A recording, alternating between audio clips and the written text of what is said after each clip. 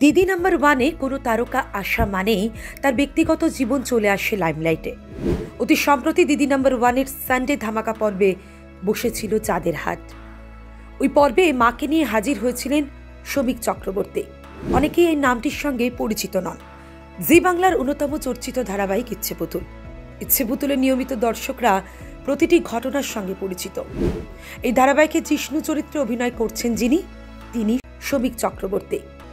ইচ্ছে পুতুল ছাড়াও তিনি সন্ধ্যাতারা সিরিয়ালে খলনায়কের চরিত্রে অভিনয় করছেন।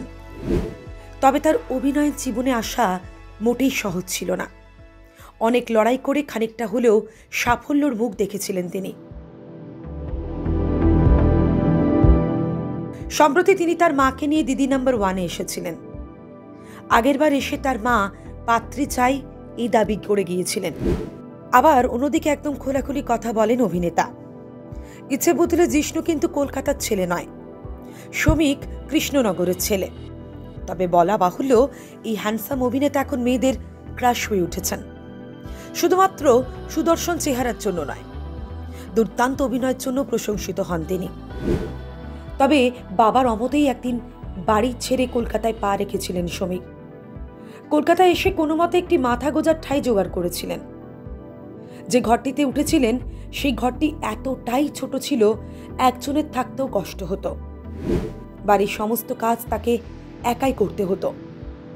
দিদি নাম্বার ওয়ানে এসে এসব কথা বলতে গিয়ে খানিকটা আবেগপ্রবণ হয়ে পড়েছিলেন অভিনেতা।